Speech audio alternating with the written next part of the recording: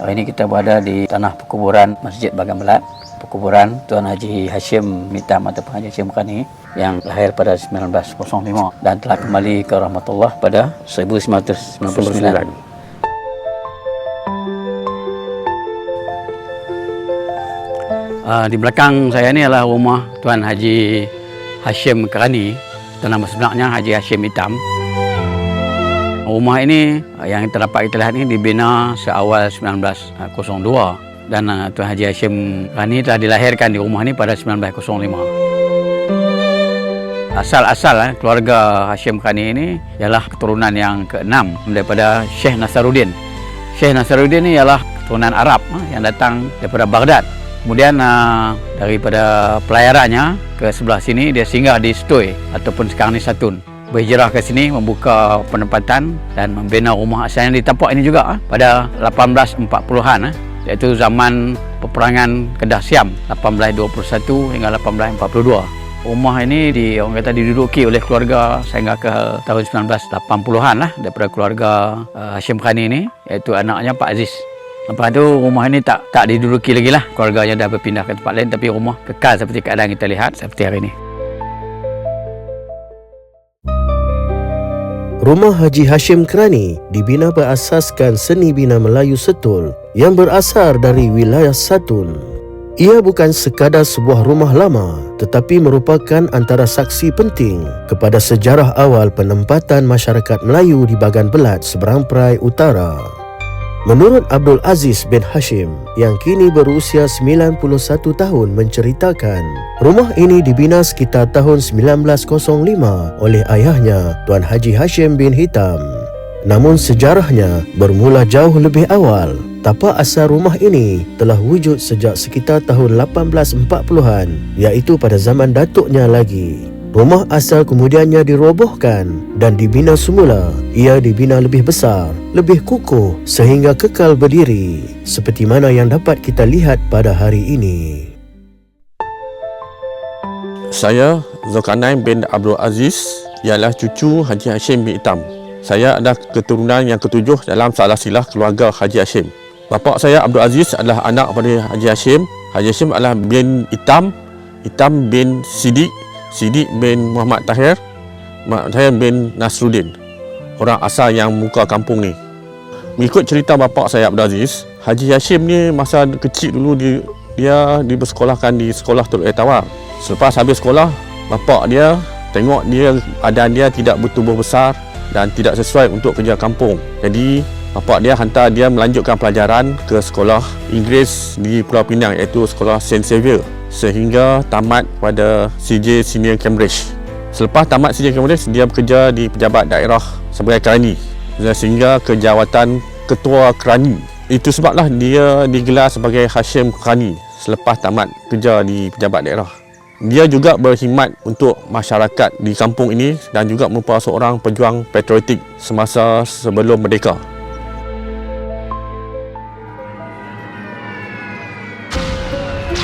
Ketika zaman penaklukan Jepun di Tanah Melayu, sebuah lapangan terbang dibina berhampiran kawasan ini, menyebabkan seluruh penduduk kampung terpaksa berpindah.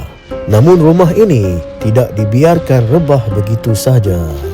Dengan semangat gotong royong, penduduk kampung mengangkat rumah ini beramai-ramai dan memindahkannya ke padang Bengali Teluk Air Tawar.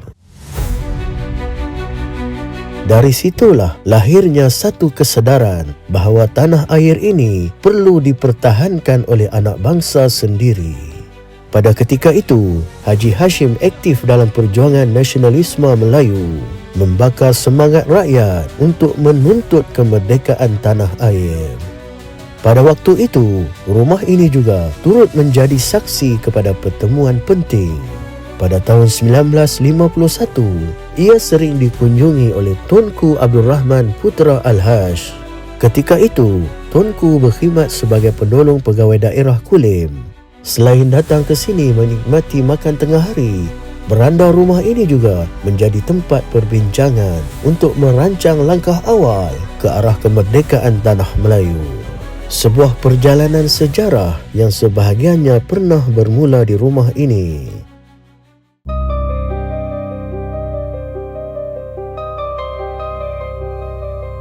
Rumah Haji Hashim Karani satu yang unik ialah dia mempunyai sambungan antara dua anjung.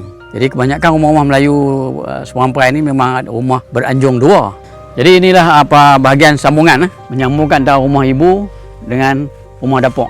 Satu sambungan laluan agak panjang yang mana berbeza dengan rumah Melayu biasa Seberang Perai. Kedua bahagian ini bercantum, hampir bercantum dan mempunyai pancuran air. Di sini terus ada satu sambungan yang agak panjang. Ini kita lihat bahagian sambungan antara rumah ibu dengan rumah dapur.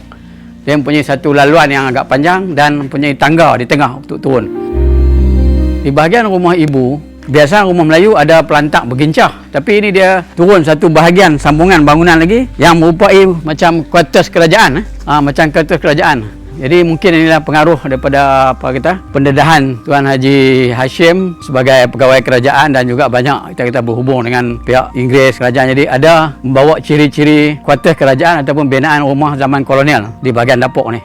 Kalau rumah kerajaan dulu dia ada rumah kita pembantu rumah lah. Biasanya rumah orang gaji lah kalau dulu.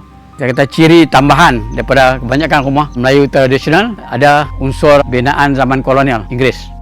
Rumah ni sebenarnya kita cadangkan untuk jadikan sebagai rumah warisan keluarga Haji Hashim. Jadi sekarang ni kita dalam perancangan untuk mendapatkan pendaftaran sebagai rumah warisan, di mana sekarang ni usaha sedang jalankan untuk membaik pulih rumah ni. Kita dah buat satu kajian laporan mengenai kerosakan rumah ni dan laporan tu telah siap, dan dari segi bahan-bahan binaan yang digunakan yang akan dibaiki. Kita boleh tengok balik dari sini, kita ada buat sedikit perubahan untuk bagi menyokong rumah ni daripada terus kepada bangunan runtuh, sebab dia tiang pun dah reput. Jadi kita ada tambahan untuk sokongan kepada tiang sokongan untuk binaan ni, dan di sekeliling juga kita tutup supaya tidak ada gangguan daripada orang luar yang akan masuk ke rumah ni menyebabkan rosakkan barang-barang dalam rumah ni atau struktur binaan rumah ni. Okey, kalau tengok sini kita nampak pun tiang utama pun dah makan anak-anak dah reput dah. Untuk sokongan sementara ni kita pasangkan dia bersih scaffolding lah supaya bangunan tidak akan turun, tak runtuh lagi lah. Seperti mana tiang kita nampak di sini pun sama juga. Kita tambahkan struktur binaan untuk tahan pada tiang yang telah reput. Dan juga bumbung pun dah tercabut, ingat kena angin. Jadi mungkin kita kena lakukan sesuatu lah untuk perbaikan sementara. Pertama, perkembangan rumah ni telah dicadangkan sebagai rumah warisan, telah masuk dalam Jawatankuasa Warisan Negeri. Apa akan terjadi selepas ini ialah dia akan jadi sebuah galeri warisan sejarah keluarga Haji Hashim dan juga masyarakat sekitar Bagan Belat, terutama pada zaman awal 1900 hingga sekarang lah. Akhir kali rumah ni akan menjadi galeri sejarah warisan rumah Tuan Haji Hashim Karani, yang mana akan menjadi tatapan pada generasi keturunan beliau dan juga generasi kita pada hari inilah, dan juga generasi akan datang. Seterusnya rumah ini juga akan menjadi pusat tarikan pelancongan warisan, di mana sekitar rumah ini masih ada kampung Melayu tradisional, pemandangan yang cantik menghadap Pulau Pinang, dan tak jauh daripada hutan paya laut yang menjadi tarikan burung-burung hijrah setiap tahun. Sungguh kita kata strategik kedudukan rumah ini menjadi bahan warisan dan juga dapat menjana ekonomi tempatan melalui aktiviti pelancongan. Untuk kajian ni mungkin dari segi binaan struktur rumah ni dan juga macam mana Haji Hashim sepanjang hayatnya beliau mendapat pendidikan sehingga kerja dan seterusnya sampai ke akhir hayat. Boleh kata di bahagian sini adalah kawasan pendapatan awal perkuburan lah daripada keluarga Haji Hashim sendiri. Haji Hashim ni dia keturunan dia daripada yang papa dia Hitam bin Siddiq Muhammad Tahir. Kemudian dia pergi ke Nasruddin. Keluarga dia semua bermula dari sini.